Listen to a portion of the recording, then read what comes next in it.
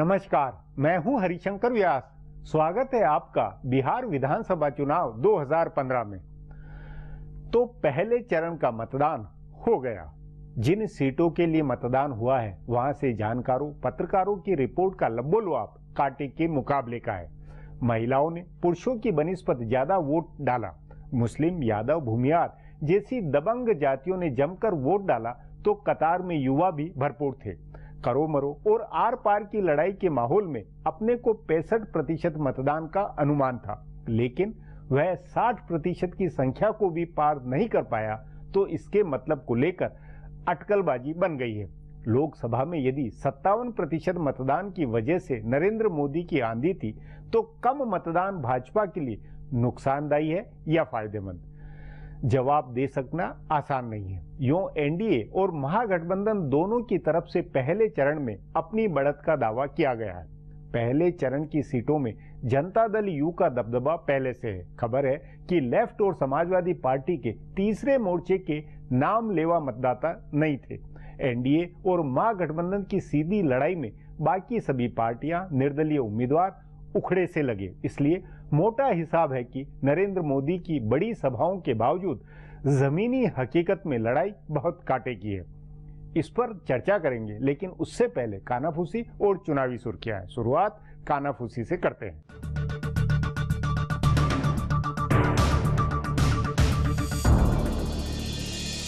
Bharatiya Janata party अति पिछड़ा वोटों को लेकर चिंता में है। उसे आरक्षण वाले विवाद की वजह से इस वोट के भी महागठबंधन के साथ गोल बंद होने का खतरा दिखाई दे रहा है। तभी भाजपा नेता शाहनवाज हुसैन ने गया के विधायक प्रेम कुमार को मुख्यमंत्री पद का दावेदार बताया। उन्होंने कहा कि अगर बिहार में एनडीए की सरकार बनती है तो प्रेम कुमार मुख्यमंत्री बनेंगे। ध्यान रहे, इससे पहले खुद प्रेम कुमार अपनी दावेदारी का सार्वजनिक ऐलान कर चुके हैं। प्रेम कुमार के नाम का ऐलान करके भाजपा ने एक तीर से दो शिकार करने की कोशिश की है। एक तो उसने बिहार के अति पिछड़ा मतदाताओं को ये संदेश दिया है कि उनका मुख्यमंत्री हो सकता है, साथ ही दूसरे चरण के मतदान वाले इलाके में एक बड़े वोट बैंक को भी अपनी ओर करने की कोशिश की है। पुराने गया जिले से बड़े हिस्से में दूसरे चरण में मतदान होगा, जिसमें चंद्रवंशी मतदाताओं की बड़ी संख्या है। प्रेम कुमार के बहाने भाजपा ने इस वोट को निशाना बनाया है। बिहार में प्रधानमंत्री नरेंद्र मोदी के बाद सबसे ज्यादा मांग केंद्रीय गृह मंत्री राजनाथ सिंह की है। वो अभी तक बिहार में 20 जनसभाएं कर चुके हैं। अभी सिर्फ एक चरण का मतदान हुआ है और उनकी 20 सभाएं हो गई हैं। उनकी हर सभा में औसत से बेहतर भीड़ जुटी है। बताया जा रहा है कि उनकी कम से कम 20 और सभाएं कराने की तैयारी है। प्रदेश भाजपा ने राजनाथ सिंह के ऑफिस से 6 दिन का समय और मांगा है। इन 6 दिनों में उनकी 20 सभाएं हो सकती है। वो औसतन हर दिन 3 सभाएं कर रहे हैं। असल में बिहार में भाजपा ने सबसे ज्यादा ठाकुर उम्मीदवार दिए हैं। भाजपा को उम्मीद है कि इस बार राजद को छोड़कर ठाकुर वोटों की गोलबंदी भाजपा के पक्ष में होगी, लेकिन आरा के सांसद आर.के. सिंह की नाराजगी के बाद पार्टी ने इस वोट के लिए कोशिश तेज कर दी है। तभी राजनाथ सिंह की ज्यादा सभाएं कराने का फैसला हुआ दिखता है। दूसरे केंद्रीय मंत्रियों के मुकाबले सभाओं के सफल होने से भी उनकी मांग बढ़ी है। अब आज की चुनावी सुर्खियां, इनसे बिहारी चुनाव की दशा दिशा को बूझ सकेंगे।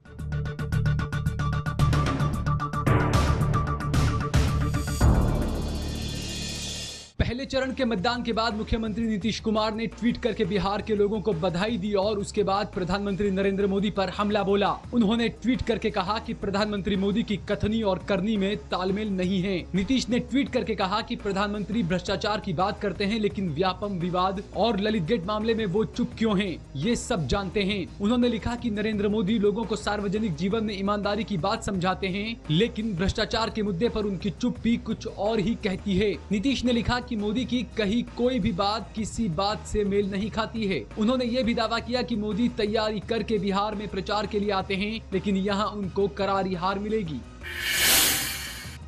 राजद प्रमुख लालू प्रसाद ने आज अपने चुनावी भाषणों में भारतीय जनता पार्टी और आरएसएस पर जमकर हमला बोला। उन्होंने कहा कि भाजपा सिर्फ मुखौटा है और असली पार्टी आरएसएस है, जिसका एजेंडा समाज के विभाजन का है। उन्होंने कहा कि भाजपा और आरएसएस दोनों आरक्षण के विरोधी हैं। उन्होंने लोगों से कहा कि वो भाजपा के झांसे में न आए। लालू प्रसाद ने नरेंद्र मोदी को निशाना बनाते हुए उन्हें फिर से ब्रह्म पिशाच कहा। मोदी के लिए फिर से अपशब्द का इस्तेमाल करते हुए लालू ने कहा कि उनका बगिया कर देना है। इससे पहले लालू प्रसाद ने उत्तरी विधानसभा के खिजरसराय क्षेत्र में कम भीड़ जुटने पर अपनी पार्टी के नेताओं को जमकर फटकार भी लगाई। लालू प्रसाद सभा के लिए तय समय से पहले ही रैली की जगह पहुंच गए, लेकिन उस समय वहां प्रत्याशी कुंती देवी भी नहीं थी और लोग भी नहीं जुटे थे।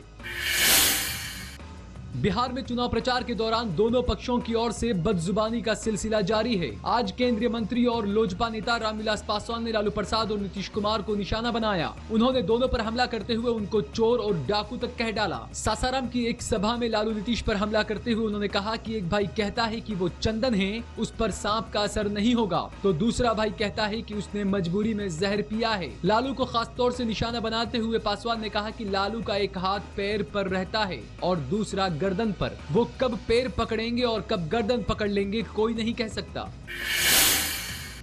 बिहार में भारतीय जनता पार्टी के प्रचार के लिए पहुंचे फिल्म अभिनेता अजय देवगन की नालंदा की सभा में भगदड़ मच गई, जिसमें कई लोग घायल हो गए। बताया जा रहा है कि भीड़ को नियंत्रित करने के लिए पुलिस को लाठी चलानी पड़ी, जिसकी वजह से भगदड़ मच गई और कई लोग घायल हो गए। घटना की सूचना मिलने के बाद अजय देवगन कार्यक्रम में हिस्सा लिए बगैर लौट गए। इससे पहले भी भीड़ के बेकाबू होने से अजय देवगन की सभा रद्द हो चुकी है। फिलहाल अब एक ब्रेक है, फिर बिहार में पहले चरण के मतदान पर चर्चा करेंगे।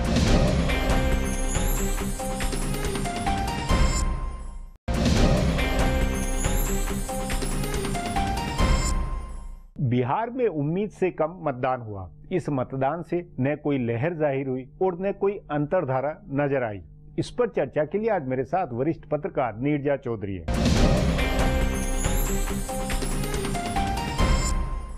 नीरजा जी, बिहार के पहले चरण के मतदान में आपको ये नहीं लगता कि कुछ उम्मीद से कम वोट पड़ा?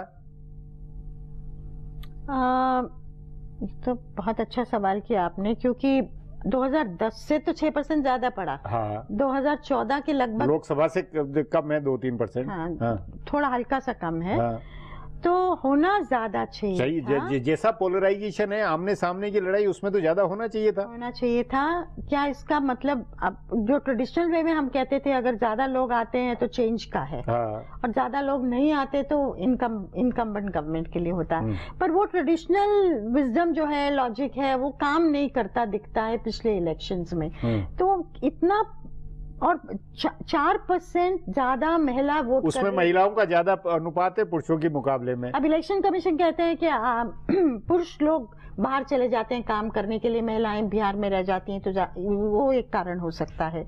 महिलाएं नीतीश कुमार के प्रति नर्म रही हैं। हालांकि महिलाओं ने 2014 में नरेंद्र मोदी को भी ज्यादा वोट दिया था। तो कुछ भी निष्कर्ष निकालना नहीं, लेकिन आप क्योंकि बिहार घूम रही थी, तो आपको उस समय क्या लगा, लोग ज्यादा घरों से निकलकर वोट डालेंगे? क्योंकि देखिए, एक तरफ पूरा पोलराइज, ये कहते हैं कि भाई मुस्लिम पूरा डालेगा, यादव डाल रहे हैं, भूमिहार डाल रहे हैं, सब। अगर जो जातियों का जब इतना है तो फिर ये वोट इतना कम क्यों? देखिए, ये जो निकला है कि गांवों में लंबी कतारें, हाँ, शहरों में उतनी लंबी कतारें नहीं। ये भी एक बहुत अजीब चौंकाने वाली बात है। हाँ, क्योंकि नरेंद्र मोदी का वोट शहरों में तो बिल्कुल पक्का है। गांवों में झुकाव नीतीश कुमार के प्रति है। रूरल अर्बन डिवाइड दिखता है इस इलेक्शन में, जैसे कि फॉरवर्ड बैकवर्ड डिवाइड दिखता है। एक तरफ ये था कि ये इस पूरे पहले राउंड वाले में प्रधानमंत्री की बड़ी रैलियां थी और बहुत विशाल रैली थी। कहते कई लोग हैं कि लोकसभा चुनाव से भी ज्यादा भीड़ थी, तब फिर वो वोट में क्यों नहीं ट्रांसफर होके आई? देखिए, वो तो ये लोग भी, लोग आते थे, नौजवान बहुत उत्साहित थे, लेकिन जो लोग बाद में घूमे उन जगहों में, उन्हीं जो रैली के बाद, प्रधानमंत्री की रैली के बाद उसी दिन शाम को, तो ऐसा नहीं था कि बहुत इम्पैक्ट है उसका कि लोग चर्चा कर रहे हैं, जैसे कि लोकसभा चुनाव के दौरान होता था। एक इलेक्ट्रिफाइड एटमॉस्फेयर होता था, उस तरह से नहीं लगा। और कल कांग्रेसी बड़े खुश थे।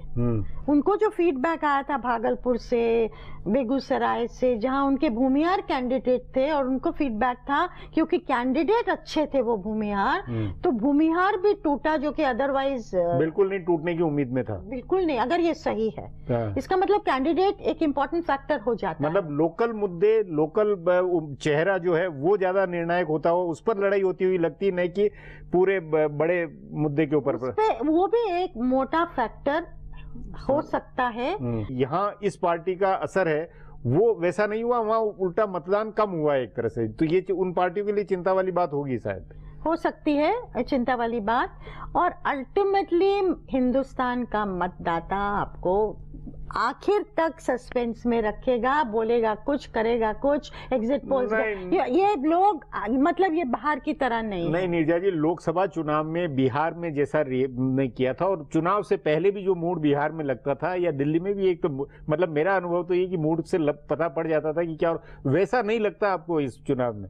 मुझे लगता है जितना आप देख रहे हैं, कल के बाद भी जो वहाँ के एक्सपर्ट्स हैं बिहार के, वही कह रहे हैं कांटे की टक्कर है। हाँ। एक या दूसरी तरफ नहीं। कांटे की टक्कर में भी देखिए कि ये इलाका बुनियादी तौर पर महागठबंधन के पक्ष का था। पुराने पिछले चुनाव में वहां उनको सीटें मिली हुई थी, भाजपा तो एक तरह से खड़ी हो रही थी, उसके बावजूद अगर कांटे का है तो ये भाजपा के लिए बेहतर स्थिति है।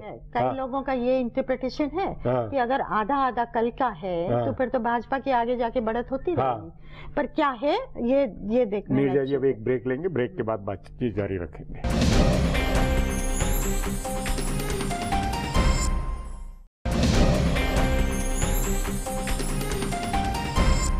नीरजा जी, पहले राउंड के मतदान के इलाकों में आप घूमी हैं, आपके अनुसार जो शुरुआत हुई है वही क्या आगे भी वही ट्रेंड रहेगा, या आगे के क्योंकि कुछ कोसी का इलाका, सीमांचल का इलाका जहाँ पोलराइज बहुत ज्यादा, वहाँ मतदान ज्यादा हो सकता है? हो सकता है, क्योंकि यही माना जाता था पहला जो चरण है वो महागठबंधन है, दूसरा आधा आधा हो सकता है, तीसरा चौथा एनडीए की तरफ है, पांचवा महागठबंधन की तरफ। इस पहले चरण के अंदर आपको ये महसूस नहीं हुआ कि जो तीसरा चौथा मोर्चा था, समाजवादी पार्टी या लेफ्ट वाला जो मोर्चा है, वो बिल्कुल इररिलेवेंट सा लग रहा था, या उसने भी दमखम दिखाया होगा, वोट काटे होंगे? मुझे नहीं लगता बिल्कुल भी जो तीसरा मोर्चा है उसका इम्पैक्ट दिखा। और मुझे तो लेफ्ट का भी, मैं गई, एक मीटिंग हो रही थी, वहाँ 15 लोग भी नहीं थे। और जब नहीं, जबकि ये इलाका लेफ्ट का गढ़ है, मतलब लेफ्ट को बहुत उम्मीद काम है लेफ्ट का, और लेकिन इतना दो तरफा नहीं, तो फिर अगर ये लेफ्ट भी नहीं है, अगर रोल है ये, तो फिर वो उम्मीदवार वाला मामला, क्योंकि लेफ्ट ने बहुत कायदे के उम्मीदवार खड़े किए होंगे, जमीनी उम्मीदवार किए होंगे, वो भी अगर नहीं, तब तो फिर ये माना जाना चाहिए कि महागठबंधन बनाम एनडीए में ही लड़ाई होती हुई लग रही है। वो तो बाइपोलर लड़ाई वो है। तो फिर अगर ये है तो फिर वापस बुनियादी सवाल है कि तब तो ज्यादा वोट होना चाहिए, तब तो हवा वाला कुछ मामला अंदर ही बनना चाहिए। अभी देखते हैं दूसरे चरण में क्या होता है। अभी तो वो ट्रेंड रहे, वो ट्रेंड कायम रहता है कि नहीं जी। इसमें मुस्लिम मतदाताओं का क्या रुख आपको समझ में आया? देखिए, मुस्लिम मतदाता बहुत ही क्वाइट है, बहुत ही क्वाइट जिसको बोलते हैं। रैलियों में भी नहीं जा रहे हैं लोग, क्योंकि वो चाहते नहीं है कि एक रिएक्शन पैदा हो दूसरी तरफ, हिंदू रिएक्शन जिसको कहते हैं। और ज्यादा जो मुस्लिम मतदाता है वो आखिरी चरण में है, कोसी हिमाचल के रीजन में, तो वो कि कितने लोग निकले, वो रिएक्शन भी होने के चांसेस कम है। लेकिन इस बार बहुत ही क्वाइट, एकदम क्वाइट जैसे नहीं होता। ये दोनों की महिलाएं भी रैलियों में नजर नहीं आती है, एक तरह मुस्लिम चेहरे भी रैलियों में नजर नहीं आते, लेकिन पहले चरण के मतदान में दोनों के वोट ज्यादा डालने की भी खबर है। बिल्कुल, ये कुछ अजीब बात नहीं है। नहीं, इसमें अजीब क्या बात है, वो लोगों ने मन बनाया हुआ है कि कहाँ जाना है, तो रैलियों में जाके तो वो लोग जाते हैं जो कि या नौजवान हैं या पॉलिटिकली या देखना चाहते हैं, क्यूरियोसिटी है ना। मुलायम सिंह के रवैये को लेकर मुस्लिम इतना आहत है वहाँ। बिल्कुल, अब लोग बोले, मतलब अंदर जो सामने खुल के बोलते हैं, वो बोले कि यूपी चुनाव पे इसका मुलायम को खामियाजा भुगतना पड़ेगा। ये मतलब अभी से ये मतलब ये नहीं, ये बिहार के मुस्लिम में मतलब वो किस तरह की राजनीतिक और किस तरह का मुकाबला वहाँ का महसूस कर रहे हैं, ये इससे झलकता है। वो कह रहे हैं कि अगर मुलायम सिंह यादव कहते हैं कि नीतीश कुमार और लालू के अलावा किसी और को वोट दीजिए, तो आप तो कह रहे हैं इनडायरेक्टली भाजपा को वोट दीजिए। और फिर दूसरे दिन वो कहते हैं भाजपा बहुत अच्छा कर रही है रिजल्ट्स आने से पहले, तो आप किस तरफ जा रहे हैं, किसकी मदद कर रहे हैं, वो सवाल अब उठाए जा रहे हैं वहाँ। और ओवैसी को लेकर, ओवैसी को उनको लगता है एक सीट है जिसमें शायद कुछ होगा, लेकिन बाकी वोट नहीं पड़ेंगे और वो नहीं देंगे वोट। मुस्लिम मतदाता वोट नहीं कटने देगा, ये उसने बिल्कुल भी नहीं कटने देगा, वो 100% हुई है उसने। नीरजा जी, बातचीत को यहीं समाप्त करेंगे। प्रोग्राम में आने के लिए बहुत बहुत धन्यवाद। हमारा प्रोग्राम अब यहीं खत्म होता है। आग्रह है कि प्रोग्राम पर अपनी राय hsvyas@nayaindia.com पर ईमेल करके बताएं, या hsvyas के मेरे अकाउंट पर ट्विटर करके जाहिर करें। अब कल फिर मिलेंगे इसी चैनल पर इसी समय।